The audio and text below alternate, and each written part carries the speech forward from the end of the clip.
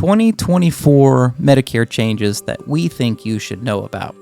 Now, to enroll in Medicare, it doesn't change in 2024. It's still socialsecurity.gov is where you'll go, and you just click on the Medicare tab there, and you scroll down to sign up for Medicare. That's the best way to enroll in Medicare. And if you're not collecting Social Security, you must actively go and apply for Medicare, and you want to do this in your initial enrollment period, which is 3 months before you turn 65, the month of, and 3 months after.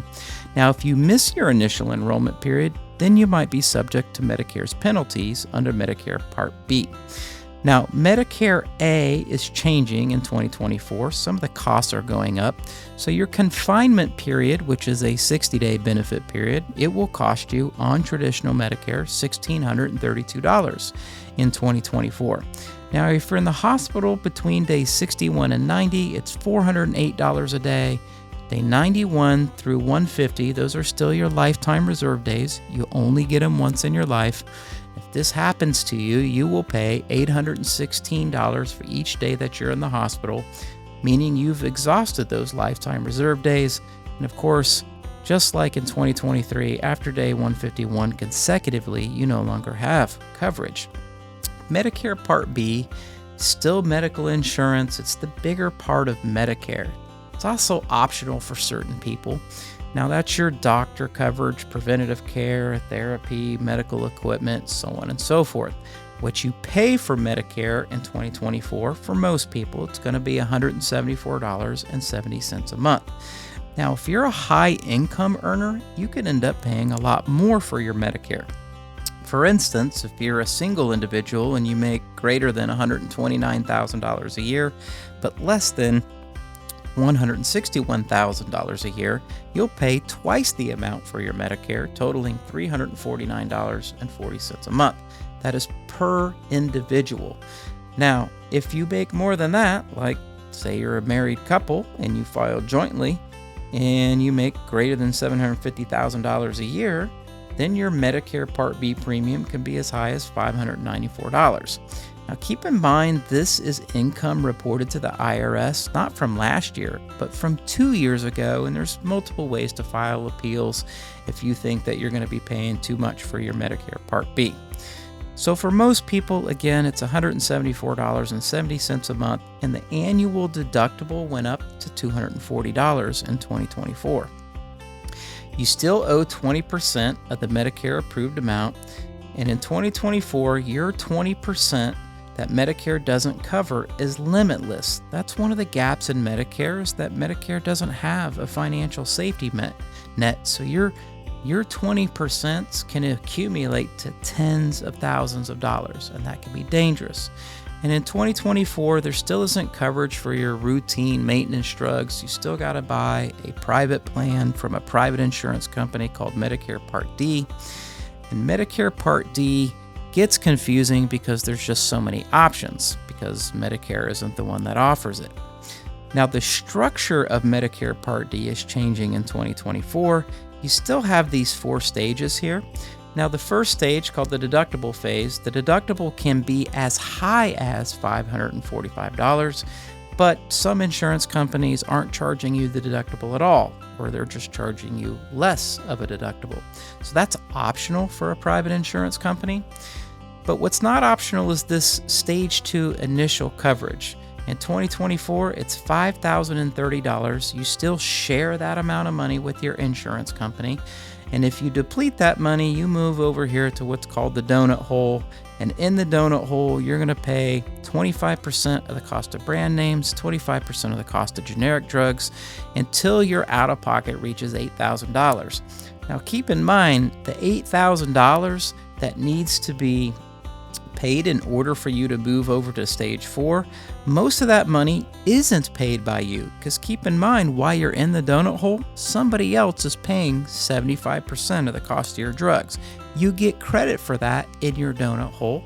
And if you ever exit the donut hole, then you'll end up in what's called this catastrophic phase, and that's different for 2024. You used to pay 5% for brands and generics, but next year in 2024, you won't pay anything for a brand name or a generic drug.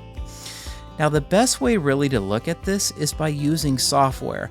It's too difficult any other means. So you can go to our website at resourcemedicare.com. You can click on the Research Plans tab, you type in a zip code, you put in your favorite pharmacy, you add your drugs, and you literally hit go.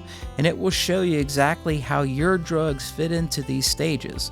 Many folks that we do these illustrations on don't hit the donut hole, but if they do, we show them exactly how much their drugs will be at their pharmacy in that donut hole, and it suddenly becomes less scary to them. You can also go to Medicare.gov and pull illustrations from there. Now, these drug stages really only apply to standalone Medicare Part D plans and Medicare Advantage plans. Now, for people that get their drug benefits somewhere else, it has to be creditable in Medicare's eyes if you want to not get penalized. Like I'm a veteran and I get my drug benefit through the VA.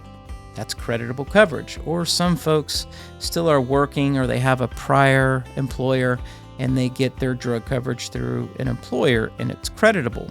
Those drug stages typically don't apply to veterans or employer group plans. But if you have to go and get on a standalone or in some kind of individual Medicare drug program, maybe it's through an Advantage plan, each state is considered a region. Now, this is really important. Each region can have 40 to 50 unique choices. Most people don't bother to look at the other unique choices and they just assume their coverage remains the same every year.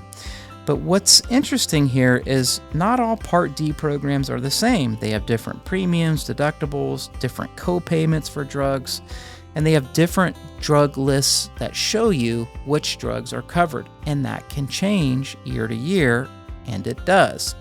So not only did traditional Medicare coverage change, but if you're on some sort of private plan, those change too. Now, let's look at the gaps in 2024 for traditional Medicare. There's still the same gaps. You still have the Medicare A and B deductibles. Under Medicare Part A, you can repay that deductible multiple times a year. Part B is truly just once a year. You still owe the 20%. You still don't have a maximum on your 20% for traditional Medicare. You still have to go out and buy your own drug program. Of course, Medicare doesn't have routine vision and routine dental. They really don't have health and wellness programs. They're good at preventative care. So what most people do is look for some sort of private coverage to help them with that. And this is where a lot of people get confused. Now, all of the stuff that can be offered to you from a private standpoint on an individual basis will really fall into one of two categories.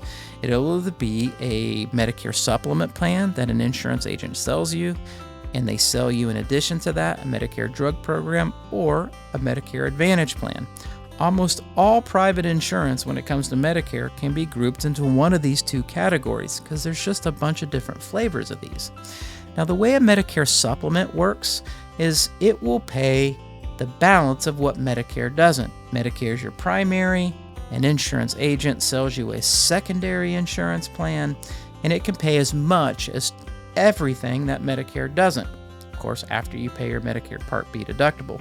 There's some plans that pay half of what Medicare doesn't, and of course that'll have a lower premium.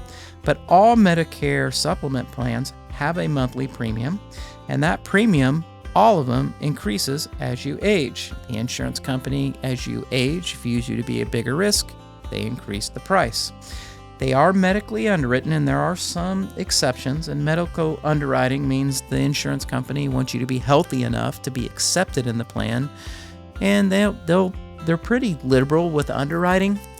If you get underwritten, it's just usually 5 or 6 questions, and if you answer yes to any of those, they'll just give you a higher rate, and if you answer yes to the wrong question, then they'll just tell you you're not insurable. Now, if you're going to buy one of these, you typically want to do it right at age 65 or at least within 6 months of getting your Medicare Part B so you can avoid that underwriting. It will not cover prescriptions. Now, the benefit to a Medicare Supplement plan, the person that really buys that is somebody that doesn't want to be told what doctor they can and can't go to. So as long as your doctor accepts Medicare, they will accept your Medicare Supplement insurance plan. But because it doesn't cover drugs, you'll have to buy a second policy to avoid penalty called Medicare Part D. It will also have a monthly premium, and your coverage really depends on what medications you take. Now, the other option is what's called a Medicare Advantage plan. Now, the majority of the people we see at the Medicare Resource Center enroll in Advantage plans. We let them pick which option they want. The majority of them pick Advantage plans.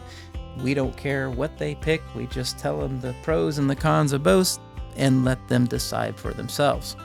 Now, a Medicare Advantage plan is really interesting because it's done by a private company. So Medicare will basically pay a private insurance company to manage your Medicare. And what that private insurance company does is they take your Medicare A hospital benefit, your B medical benefit. Most Advantage plans throw the Medicare drug program in there, and they give you all kinds of extra benefits, and they refer to this as Medicare Part C. Now, historically, they were called Medicare Advantage plans. Medicare Choice plans is what they used to be called. Now they're called Medicare Advantage plans because you have a choice. You can get your Medicare from Medicare, or you can choose to get your Medicare through a private insurance company. And that private insurance company is going to give you all kinds of advantages. Many of the plans don't have a monthly premium, and if they do, it's really low. Most include the drug program, and they give you all kinds of extra things that Medicare doesn't cover. They give you a maximum out of pocket, but they will restrict what providers you can and can't see. So Advantage plans are very attractive, but they're also very restrictive on where you can and can't go. In my opinion, the greatest value of an Advantage plan is that it includes a maximum out of pocket, something Medicare doesn't do. Now, Medicare Advantage plans have all kinds of acronyms: HMOs, point of service, preferred provider organizations, regional PPOs, local PPOs, and all of these acronyms really point to how limited that network of providers is. So before you enroll in an Advantage plan, you really got to make sure that your doctors, hospitals, the facilities you go to are part of that plan's network.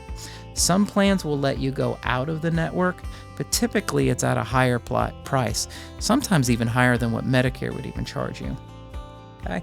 And this is really an either-or thing. You can't do both at the same time. Both have incredible benefits to them, both have positive things about them, and both have negative things about them. Now, to enroll in a private insurance plan, you probably want to do it through a local broker. We don't recommend calling insurance companies because you'll just get such a limited view. For instance, if you just call company ABC, they're only going to show you plans available from company ABC. It's better to go with a broker, somebody that doesn't work for the insurance companies, a broker that brokers multiple insurance companies and works for you to find the best insurance company for your situation. Now, it's really important that when you're broker shopping that you really look at these metrics to figure out who you're dealing with. Okay? A credible broker will have a website. There's a lot of brokers that are working out of their basements. They don't have credible tools. They may not have software appropriate for trying to find you the best plan. Make sure they have some sort of a website because you just want to know exactly who you're dealing with. The more local, the better. We don't recommend calling 1-800 numbers because you could be dealing with somebody that could be several thousand miles away from where you live, and what are they going to know about your local area? So find somebody that has a local office. An agent that has a local office, that's also a sign of experience and success, meaning that they've been doing it for a minute.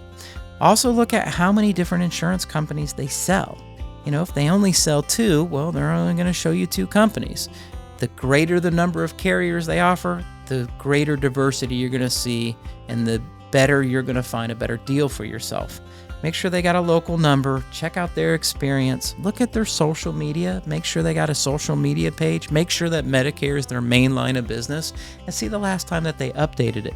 See if they got client testimonials, look at reviews, and check out their national producer number and look them up online to see if they're actually a licensed insurance agent at all. And find out where their resident state is. Again, it's really important to understand that the more local, the better. Now, marketing is changing also in 2024, and this really has to do a lot with how insurance agencies submit marketing to you. and how they appeal to you. So for years, there's been a lot of deception in marketing, and so we're just going to show you a couple of pieces of marketing for you to be aware of. Now, one of the safest things I think really is online if you're going to it, like a Google search, for instance. Google will show you the local companies and local people in your area. So if you're going online or you're doing it through television or direct mail, just know that all three of these situations result in somebody trying to create a lead for a Medicare insurance agent to sell you a plan. That is the purpose of it. Okay, so if you go online, let's say you do a Google search, which I consider to be very safe, and you can check these folks out online. Now, typically these are marketing companies, but when you see something like this, like connect with Medicare experts, that means that they're gonna connect you with a live human being to help you. But what I didn't like about this particular site is that it didn't have a local office and it didn't have a local number. Okay, this was simply a generation of lead type of activity. Now, when you look at things on television, now this is where Medicare's really cracking down, are on these commercials, because people will look at these commercials and they'll respond to them and they think that it's Medicare doing it when really those commercials are referring to what a Medicare Advantage plan does. So you might get excited and say, oh, I'm calling about the new Medicare benefits because you believe Medicare's got a give back program, when it doesn't, okay? And what's going to happen is you're going to be asked for your name and address and phone number, and you're going to be anxious and excited to find out if you qualify for these new benefits that Medicare really isn't even offering you, and they are going to generate a lead. And what happens at the end of that conversation is this: that person on the other end of the phone is going to say, thank you for all that information. We are going to have a licensed insurance agent call you back. And you may say, oh, great, and you're expecting one call. But what actually happens is these third-party marketing organizations don't sell your information to one agent. They sell it to dozens and dozens of agents, resulting in your phone blowing up and you feeling just like this. So if your phone's blowing up relentlessly, multiple calls a day, it's probably a result of you maybe calling an 800 number in one way, shape, form, or another. Now, another way insurance agents or marketing companies will appeal to you is through direct mail. And through direct mail, you can really look at this. This also I consider relatively safe as long as you're checking out who you're calling. Now, what we recommend is if you're going to respond to some piece of direct mail, and there's just so many different pieces, this is what you're looking for: a local address. Do they have that on that postcard or that letter? And do they have a local number? If they don't, then the chances are they're selling your information to multiple people, and it's also going to result in your phone blowing up. So a lot of times at our resource centers, people will bring in these pieces of mail and they get confused. They'll say, how do I know if Medicare sent me something? And I will tell you, I've seen pieces of marketing that it really looks official. It looks like Medicare sent it, but they didn't. And the way to tell is to look at where it came from. For instance, this letter here says the Department of Health and Human Services. That means that, yes, this is an official entity of the U.S. government. It is Medicare or the Centers for Medicare or Medicaid Services trying to communicate with you by mail. But if it doesn't have that return address or it doesn't say Social Security Administration, then it is a marketing piece from a private insurance company or an insurance agency or a third-party marketing organization. Okay. Now, if you've made the mistake and you've already crossed that line and your phone is blowing up, then there are some things that you can do about it. You can stop these Medicare spam calls by, this will help a little bit. You can put your number on the do not call registry, and this will help barely because most of these third-party marketing organizations still don't care. They don't care that your number's on the do not call registry, and they will still continue to call you relentlessly.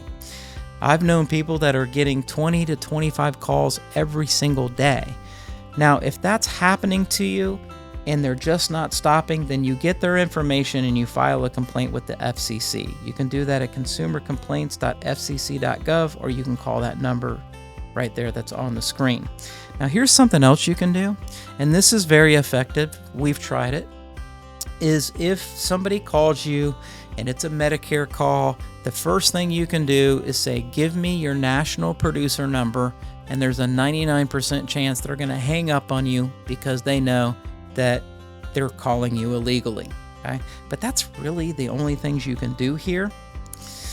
Now, for 2024 Medicare changes that you should know, of course, we know the Part B premium went up to $174.70 a month, and the deductible went to $240. And again, high-income earners may pay a little bit more for their Part B.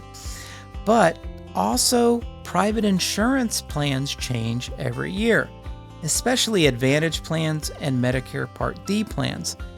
Private insurance plans change way more than Medicare itself changes, and the way they inform you is something called a annual notice of change.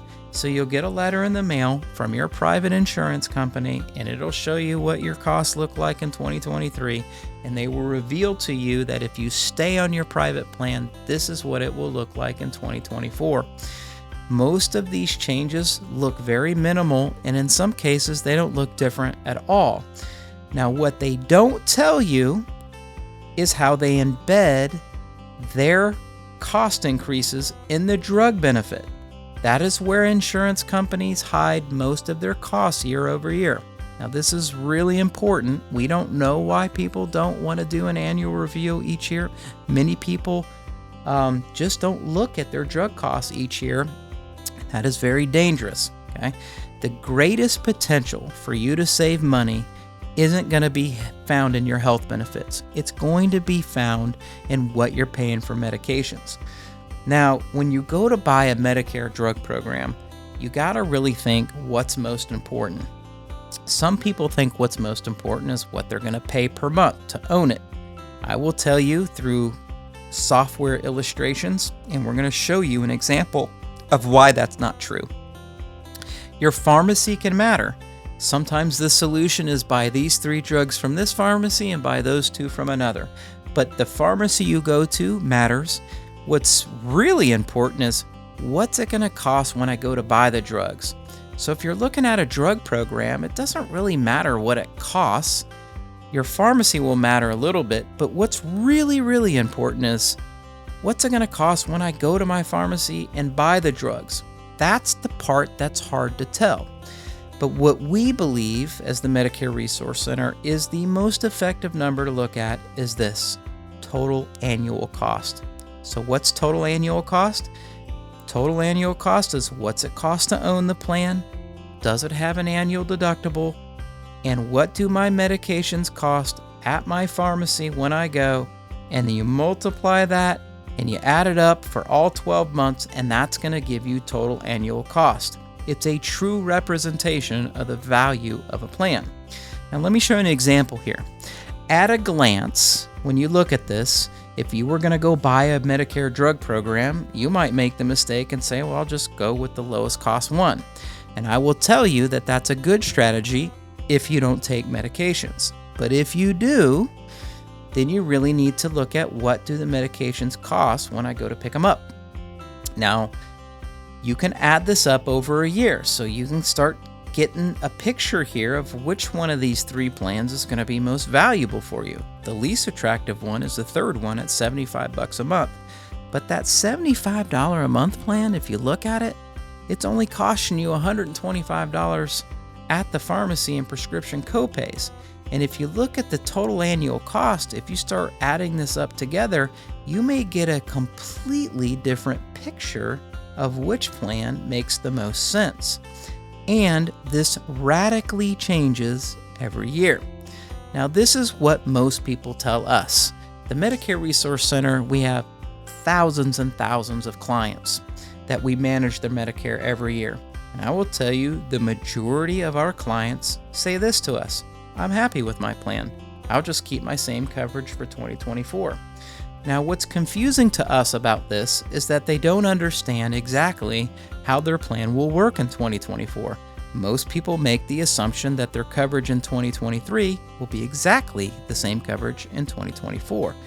And even if it's not exact, you can look at something called your annual notice of change, and it may look like this. Now, if we look at this closely, the annual notice of change in this scenario says that the monthly premium for their drug program is still going to be $20.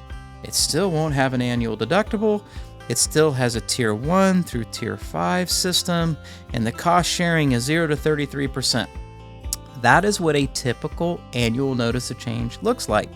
And so to the consumer, they look at this and they go, oh, great. This is amazing. It's going to be exactly the same thing for me in 2024. What your annual notice of change doesn't tell you is how much your total annual cost will be based on your medications, okay? That will be a mystery. It will require you to take it a step further and go and look. Now, this is a real world example of a client that we had that was resistant to the change.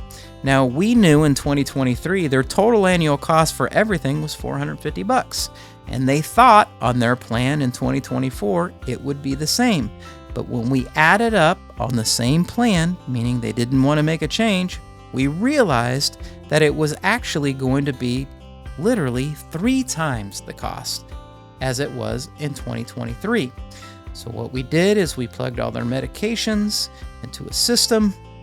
We did an annual review, and we wanted to make sure that what they had in 2024 was either better than what they had in 2023 or was at least comparable. Now, an annual review doesn't cost you anything to do this. Any insurance agent will do this for you. It's part of their job, okay? And what they'll do is they will calculate your medications. They'll plug it into some software, and they'll shoot it over to the 2024 system, and then it's going to give them a whole bunch of options. It's going to go look through all the new options for 2024, including your plan. And you might just find a plan that looks even better than the plan you had for 2023. It happens all the time. And what we normally do is we'll pull up 3 options that will be comparable to what you currently have, and then you just make a decision. The reason you want to look at this every year is because those insurance companies change how they cover drugs. And it's deceptive on the surface. They're going to tell you your premium's the same, the deductible's the same, the tiering system's the same, but what you won't know if you don't look is what those medications will actually cost you, okay? And so the goal here is to find the program that's going to do better on your medications. And yes, you can actually get better coverage in 2024 than you had in 2023.